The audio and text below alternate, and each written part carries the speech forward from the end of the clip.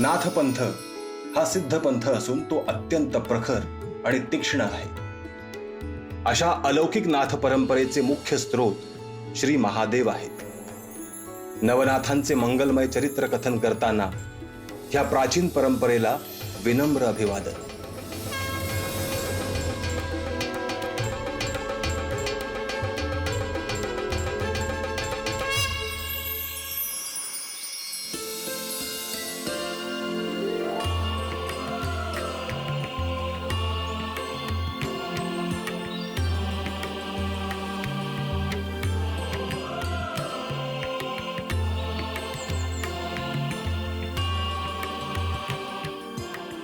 पार्वती, मी तुला जे गुप्त ज्ञान देणार आहे त्यासाठी हे स्थान अगदी योग्य आहे. पण ह्या अशा निर्जन अरण्यात आपण का आलो आहोत? मी आज तुला जे गुप्त ज्ञान देणार आहे ते कोणीही ऐकू नये म्हणून. पण ते इतर कोणी ऐकले तर काय होईल?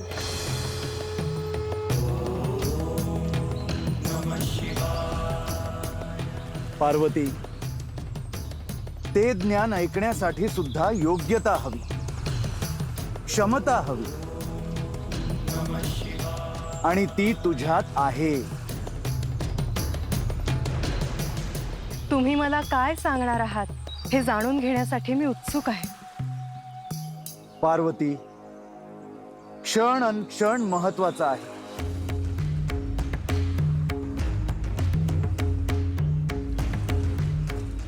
मी तुला जे काही सांगतो आहे ते ऐक.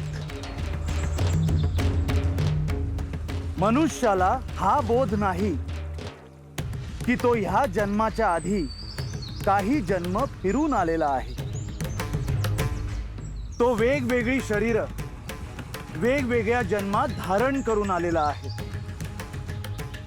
सृष्टीत दिसणारे अनंत पशु कीटक ह्या चक्रातून तो गेलेला आहे. प्रत्येक जीवात असलेला आत्मा हा समान आहे. ह्याकडे जो समान दृष्टीने पाहतो तो ज्ञानी होय. मनुष्य म्हणजे श्रेष्ठ आणि पशु म्हणजे कनिष्ठ असे नाही. पशु, पक्षी, प्राणी, कीटक यांच्याविषयी ज्याच्याकडे करुणा भाव आहे तो मला अत्यंत प्रिय आहे.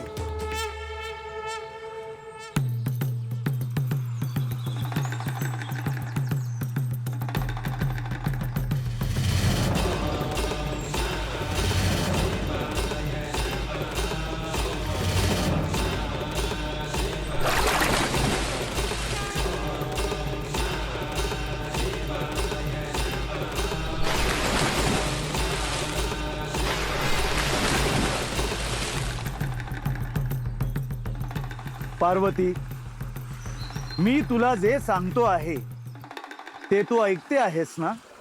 होय, तुम्ही जे जे सांगता आहात ते मी ऐकतो आहे.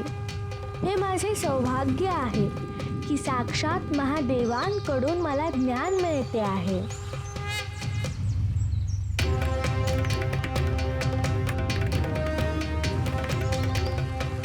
पार्वती,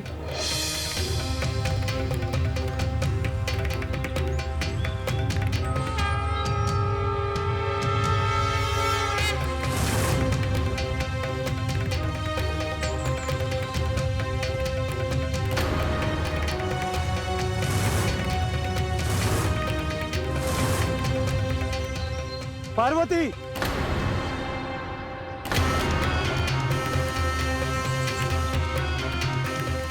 क्षमा करा स्वामी.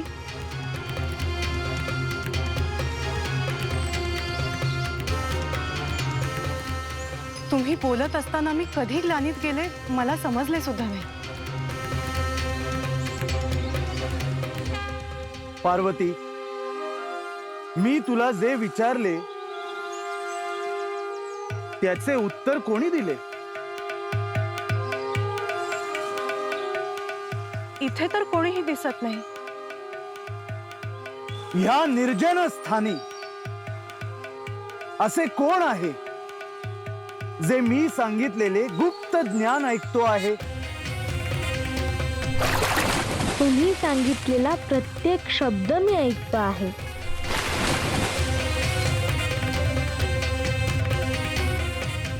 बालक,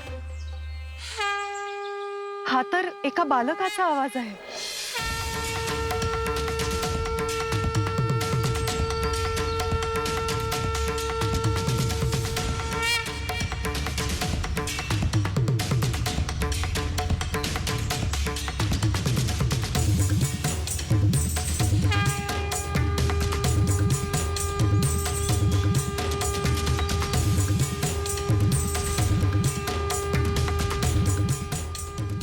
कोण आहे हा बालक आणि कुठे आहे? बालक माशाच्या गर्भात आहे आणि तो दिव्य मासा समुद्रात विहरतो आहे. परंतु मनुष्याचा गर्भ माशाच्या पोटात कसं शक्य आहे? तेही एक रहस्य आहे. मला असं वाटतं हे रहस्य तुम्ही मला सांगावं.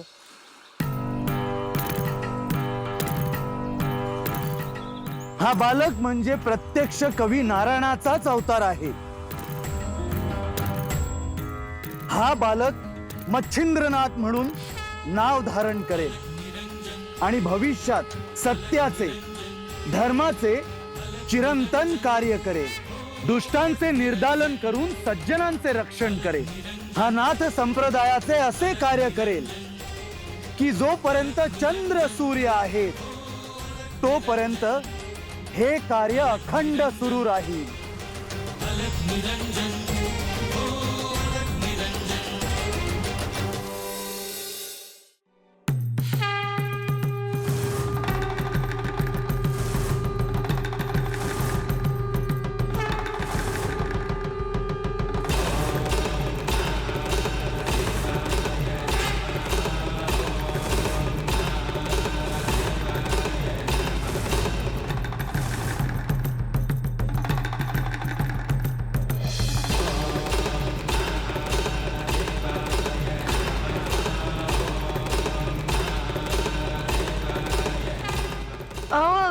काय झालं? अगं मला डमरूचा आवाज आला. हाय, बर अजून काय? अगं डमरूचा आवाज म्हणजे शंभूशंकर येथेच कुठेतरी असतील बघ. तुमचं काहीतरीच असतं बघा. अगं खरं सांगतोय मी, तपान नाही पडलं मला. अहो आपल्याला पोरबाळ नाही ना, त्याचा विचार करता तुम्ही दिसभर आणि रातच्याला माशी जाग येते. बरं आता माझं ऐका, दुसरं लगीन करून टाका एकदाच. उगं काय बी बोलू नको खोळ्यागत. त्या पहाड झाल्या, काहीतरी शुभ घडणार बघ आज.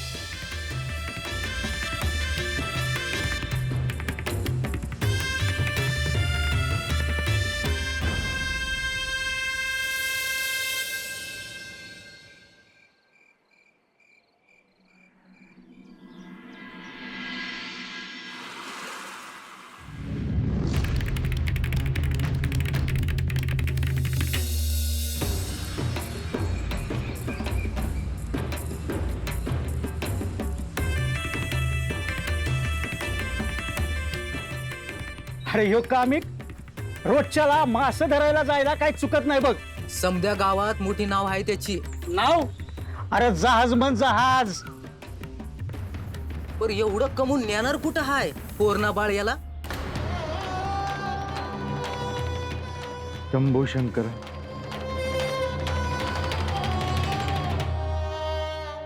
अरे पण ह्या कामिकला काय फरक पडत नाही. त्यो आणि त्याचं काम बस.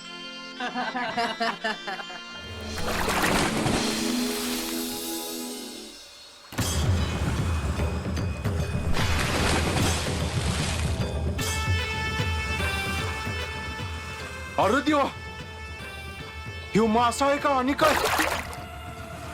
एवढा मोठा मासा मी आत्ता पत्र बघितला नाही.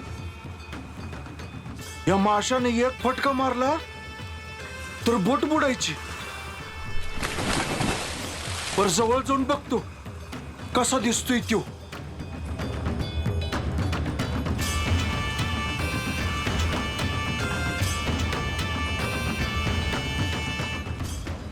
शंभू महादेवा, आज पहाटच्यालाच डमरूचा आवाज ऐकला होता तेव्हाच मला कळालं होतं आज काहीतरी चांगलं घडणार आहे. पण काय घडणार आहे हे ठाव नव्हतं. एवढा मोठा मासा मॅच काय अख्ख्या वस्तीने बघितलं नसेल.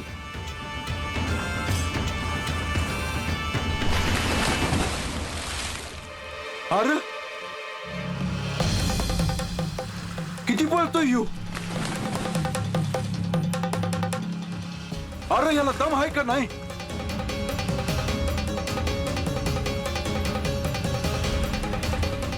अरे ह्यो तर किनाऱ्याकडे चाललाय. तिकडे काय गाठोड यायचं.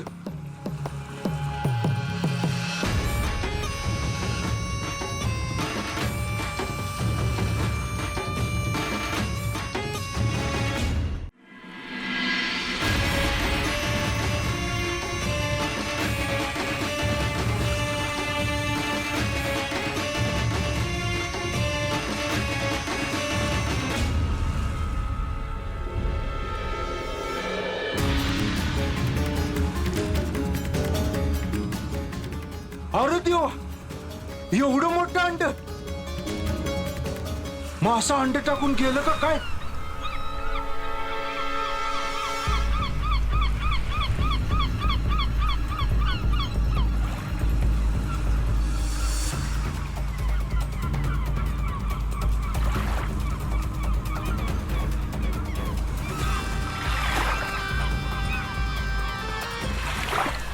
आता हे काय अंड्याला घट ठेवायची नाही.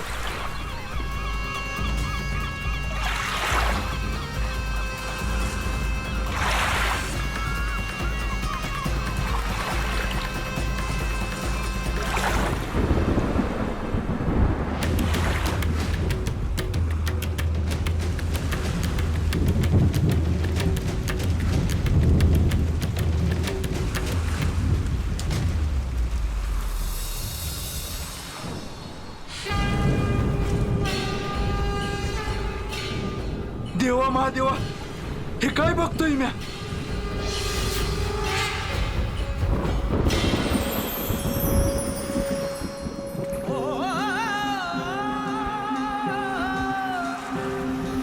भस्मांकित शिवस्वरूप ललाटी शोभत त्रिपुंड सिद्ध योगी वितरागी धग धगते तेज कुंड सज्जनासी संजीवन दुरितांपे निर्दालन एकनाद व्यापुनी त्रिभुवन अलख निरंजन अलख निरंजन अलख निरंजन हो अलख निरंजन अलख निरंजन अलख निरंजन हो अलख निरंजन अलख निरंजन अलख निरंजन हो अलख निरंजन. हे बाळ दिव्य स्वरूप आहे, त्याचा स्वीकार कर आणि मायेने सांभाळ कर. हे साक्षात परमेश्वराचे तेज आहे. या बाळाचे नाव मच्छिंद्र ठेव. मच्छिंद्र.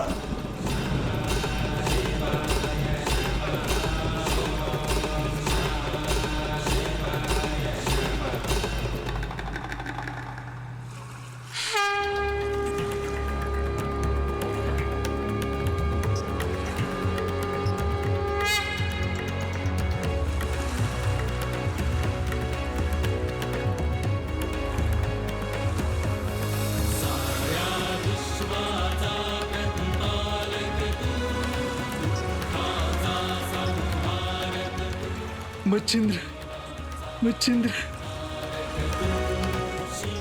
आज मी आबाज झालं. आज मी आबाज झालं.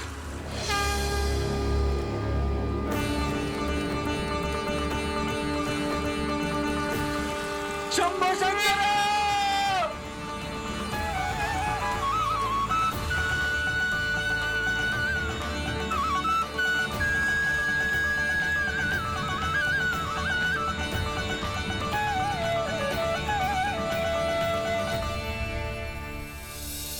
अरे हा कामी कशा का पळतोय? अरे त्याच्या हातात पोर पण आहे.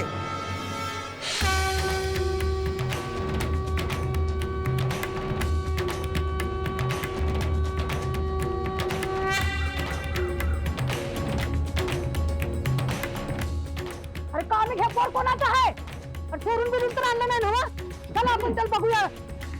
चला चला चला.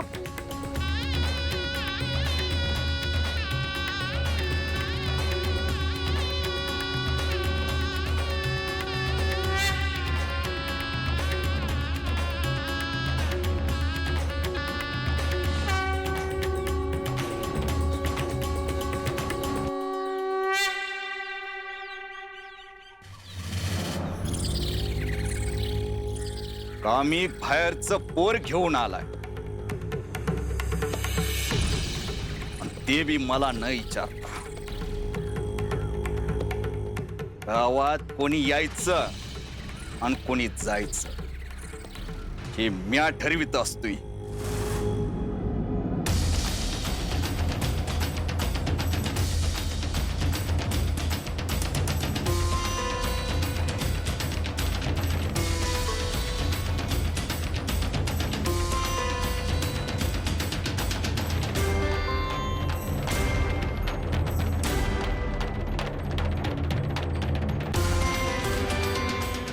शाळेत होता अगे शाळेत होता.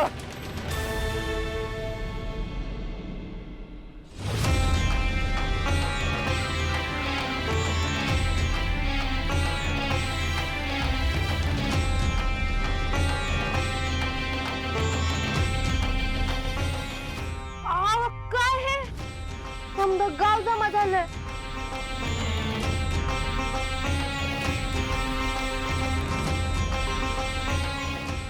हे पोर कोणाचं? अगं किनाऱ्यावर घावला येऊ.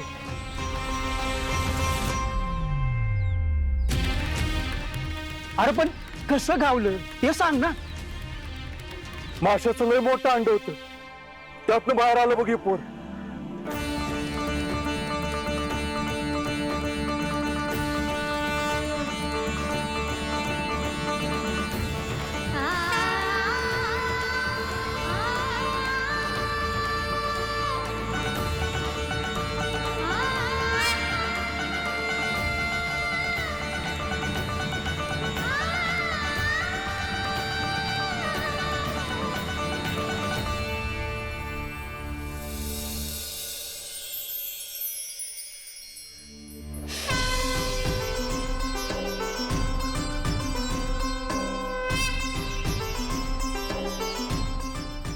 अगं लय गोड आहे ते पोर.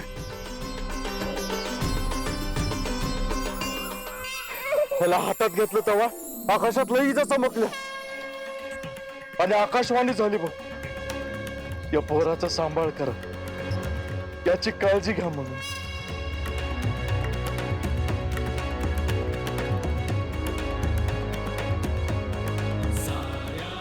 अगं हातात तर घे.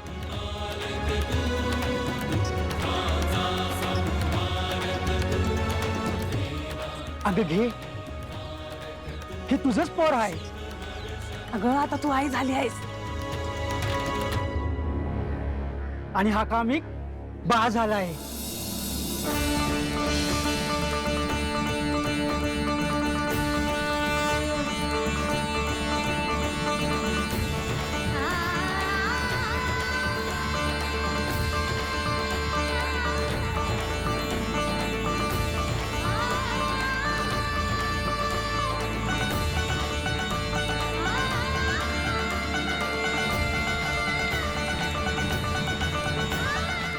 शरत होता त्याला आपण लहानाचं मोठे करायचं बोल. अगं देवानच दिलंय आपल्याला हे पोर. याला मी नुसतं मोठं नाही करणार. माझ्या तळ हाताच्या फोडासारखं जपवलं.